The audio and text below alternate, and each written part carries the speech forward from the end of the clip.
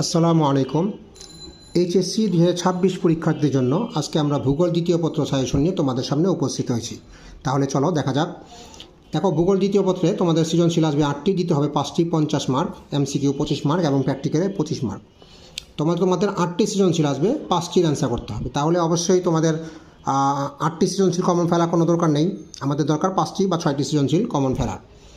তাহলে দেখো, আমাদের আগে দেখি কোন অধ্যায়গুলি আমাদের ইম্পর্টেন্ট কম বা আসার সম্ভাবনা নেই। দেখো, এখানে 3 অধ্যায়। তৃতীয় অধ্যায় বসতি, এই অধ্যায়টি খুবই কম ইম্পর্টেন্ট, এখান থেকে আসার সম্ভাবনা নেই বললেই চলে। অষ্টম অধ্যায় বাণিজ্য এবং দশম অধ্যায় মানচিত্র অভিক্ষেপ, এখান থেকে কখনোই সৃজনশীল আসেনি।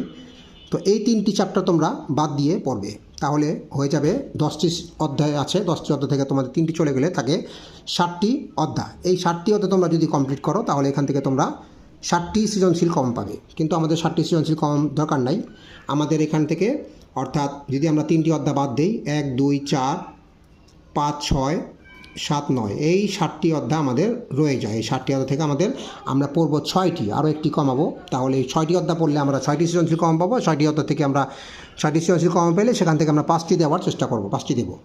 তো দেখো, আমাদের এখান থেকে আমরা প্যাটার্ন সাজিয়ে দিই। এখান থেকে তো আসবে 60টি, আবার ভাগ্য ভালো থাকলে 8টিও কম পেতে পারো।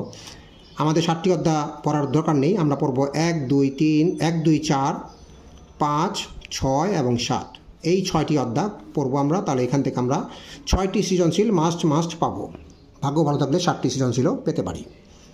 যদি মনে করো না আমার কাছে সপ্তম অধ্যায়টি কঠিন লাগছে, তাহলে আমরা করব 1, 2, 4, 5, 6, 9, এই 6টি অধ্যায় কম করব। এই 6টি অধ্যায় কম পড়তে পারলে এখান থেকেও আমাদের 6টি সৃজনশীল আসবে, অথবা 7টিও আসতে পারে। 6টি সৃজনশীল কম পেলে আমরা 5টি সৃজনশীল অনায়াসে দিতে পারবো। তাহলে আমাদের অধ্যায় আছে 10টি, এখান থেকে 3টি অধ্যায় টোটালি বাদ, তা থাকে 60টি পড়তে পারলে তো আরও ভালো। এখান থেকে আমরা 6টি, এই 6টি অথবা এই 6টি, যে কোনো 6টি পড়ব। এটি পড়লে আমাদের 6টি সৃজনশীল কমন পাবো, 5টি অ্যান্সার দিতে পারবো।